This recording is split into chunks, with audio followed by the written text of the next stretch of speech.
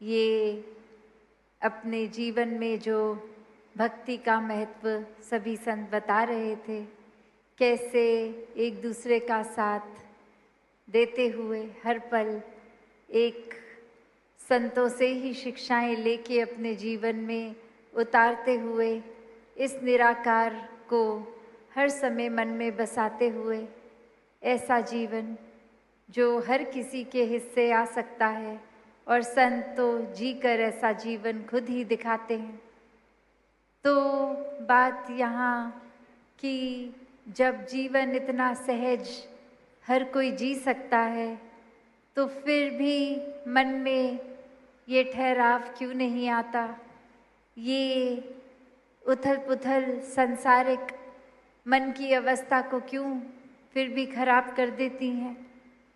कभी कोई चिंता, कभी कोई ऐसी घटना जिस पे खुद हमारा कोई कंट्रोल अगर नहीं है तो भी वो बेचैनी देती है, या फिर कोई घटना जहाँ हमने कुछ कर दिया और बाद में पछतावे से उस घटना को सोच रहे हैं कि अगर ऐसा ना करते और कुछ और करते तो कितना ठीक रहता, उसकी बेचैनी।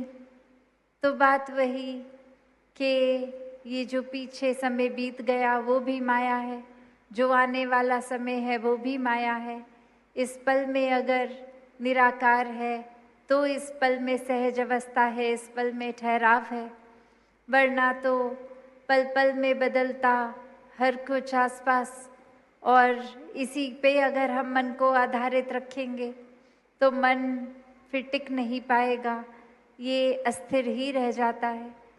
तो भाव यही कि अक्सर ये खुद जहाँ कर्ता भाव भी आ जाता है तो भी मन अस्थिर ही होता है, क्योंकि मैंने ऐसा करना था, ऐसा नहीं किया, मैंने ये आगे फ्यूचर में इस तरह से करना है पर परिस्थिति अभी साथ नहीं दे रही, तो बेचैनी। तो बात वही कि जहाँ ये मैंने वाला भाव, ये मैं का भाव है, तो एक मन ऐसा ही रहेगा। पर यहीं इसी मन में जब मैं की बजाय ये साक्षात निराकार ये तू है, तो फिर तूने करना है सब अच्छा है, तू कर रहा सब अच्छा, जो किया सब अच्छा। तो ऐसे भाव फिर ये कर्ता भाव, ये अहंकार, ये अहम, ये मैं ना हो तो ही ये तू बसता है। तो एक मन का ठहराव सिर्फ इसी से है, इस तू से है, इस परमात्मा निराकार से है। इसी ठहराव के साथ जीवन को जीना है। एक पल पल के जो रस जीवन के बदल रहे हैं, उस रस में, उस समय में उस तरह का एहसास अगर है भी तो वो एक ऊपर ही, एक सुपरफिशियल लेवल पे ही रह जाता है, एक ऊपरी ऊपरी रह जाता है कि अंदर तो पता है कि परिस्थिति अगर बहुत खराब भी हो गई तो भी ये परमात्मा द्वारा ही, तो इसमें ठहराव भी परमात्मा ने ही, शक्ति परमात्मा ने ही देनी है। तो फिर मन एक बार अगर कुछ घटना है भी तो उससे उस तरह प्रभावित नहीं होता कि बहुत अंदर तक उस घटना ने असर इस तरह कर दिया कि अब एक तनाव भी आ रहा है, एक अंधकार में खुद को एक डूबते हुए एहसास कर रहे हैं।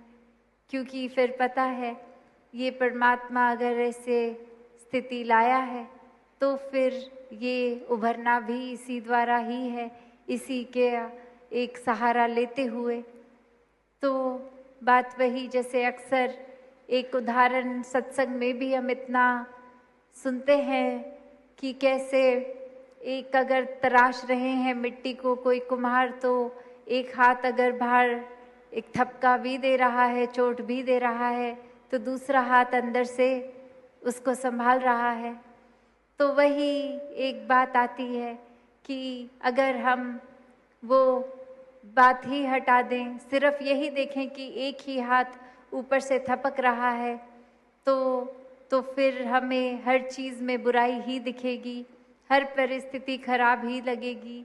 जहाँ नहीं भी लगती वहाँ हम अपनी मन, अपनी सोच, ये ओवर थिंकिंग से ही कुछ ऐसा सोच बैठते हैं जो वाकई ही जब वो घटना होने का समय आता है तो उस तरह होती भी नहीं है, पर हम कितनी एक्सटेंट पहले ही अपने आप को बेचैन कर बैठते हैं। रातों की नींद हमारी एक पैटर्न खराब हो जाता है उसी सोच में। एक शरीर रूप में भी ध्यान नहीं, एक खाने पीने का सुध बुध नहीं, बस यही सोचते हैं वो समय आएगा तो क्या होगा। और असल में जब आता है तो जितना बुरा मन ये कल्पना कर चुका होता है, सोचता है, उससे तो काफ़ी आसानी से वो पल निकलता है। और फिर ये सोच आती है कि अरे हम तो इतना फजूल में ही सोच रहे थे, इतनी तो स्थिति बुरी हुई नहीं जितनी पहले हमने मन में उसको खराब बना लिया और अपने रिएक्शन सोचने लगे, कुछ बनाकर मन में पहले से ही वार्तालाप, एक कॉन्वर्सेशन करने लगे कि जब वो व्यक्ति ये कहेंगे हम ये कहेंगे, फिर हम ऐसे दिमाग इधर उधर। पर बात वही कि सहजता को अपनाना है। फिर कोई भी बात उस तरह एक प्री प्लान, एक शातिर जिसको कहते हैं, एक चालाकी से नहीं करनी पड़ती। जब सब कुछ भाव में बहता चला जाता है वही सहज होता है। तो हर पल ये परमात्मा का एहसास है तो फिर एक मन में भी मजबूती आती है।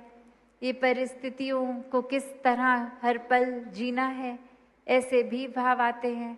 ऐसा एक नुस्खा ये दातार द्वारा हर पल में आता है। तो अपने जीवन को हर कोई एक मजबूती से जिए, हर पल में ठहराव से जिए। ये स्थिरता, ये सहजता मन में बसती रहे और ये एक ही चीज़ पर आधारित, इस परमात्मा पे। वरना तो आधार जब जब परमात्मा के अलावा, चाहे वो किसी और मनुष्य का लिए या कोई सामान का, वो तो हर समय एक रस वाली बात नहीं। सिर्फ परमात्मा के सहारे से वो मजबूती भी मिलती है मन को।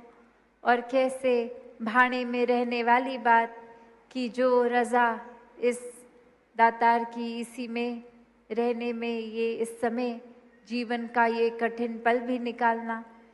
तो संतों ने हमेशा वहीं से ये शुक्राने भाव की भी बात की है कि ये सब कुछ परमात्मा ने जो दिया या जो नहीं भी दिया उसका भी शुक्राना। क्योंकि हमारी सोच तो सीमित, हमें तो ये भी चाहिए वो भी चाहिए, पर परमात्मा ने वही देना है जो हमारे लिए सुखदाई है।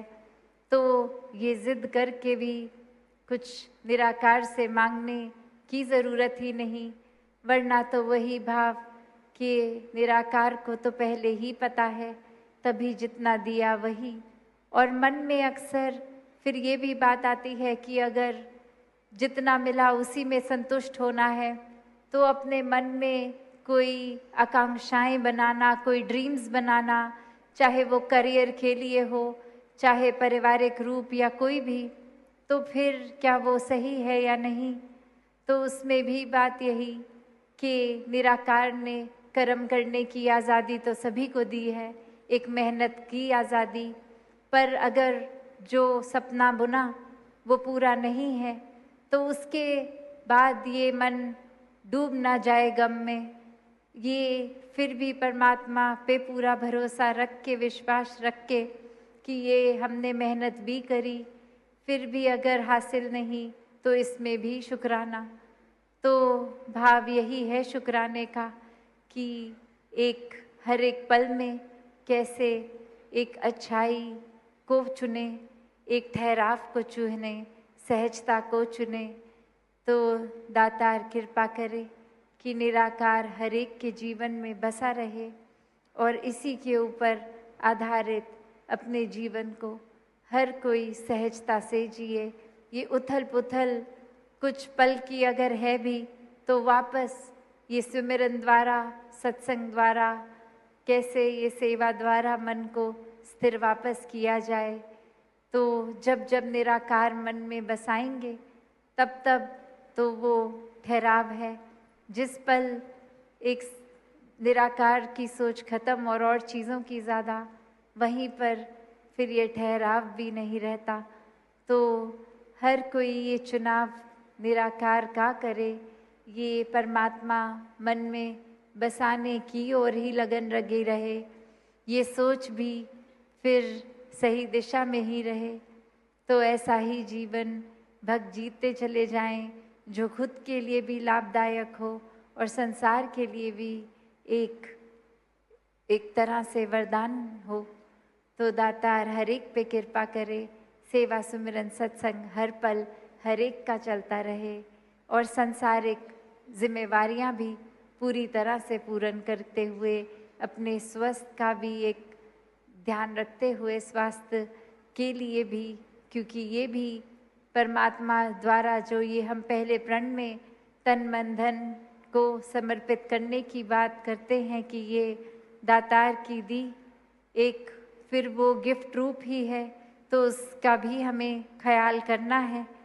ये जहाँ तन को स्वस्थ रखना है, आसपास संसारिक भी फिर एक जिम्मेवारी कि जहाँ तन को मन को स्वस्थ रख रहे हैं तो आसपास के वातावरण को भी, चीज़ों को फजूल ज़ाया नहीं, ऐसे अनेकों चीज़ें जो प्रकृति के लिए अच्छी हैं वो करते रहने की बात। मन को भी फिर एक पॉजिटिवली चैनलाइज करने की बात। तो ये हर तरह से एक बात भी कि ये स्वस्थ हर तरह से रहें, तन से भी, मन से भी और सोच से भी, और आसपास भी एक हर तरह से पॉजिटिविटी हर तरह की फैलाई जाए, चाहे वो कर्मों द्वारा, सोच द्वारा हो। तो दातार हर एक पे कृपा करे, दातार यही हर एक पे आशीर्वाद भी कि कैसे हर कोई अपने आप को निराकार पे ही चैनलाइज्ड रखे, वरना तो ये संसारिक रंग तो बहुत हैं, बस ये संसार में रहना ज़रूर है, पर रंग फिर भी इस पक्के का ही रखना है। ये गुजरान मात्र चीज़ें मुबारक हैं, पर ये गुजरते हुए शुक्राना भी दातार का, एहसास भी दातार का। सत्संगत जी, धन निरंकार जी।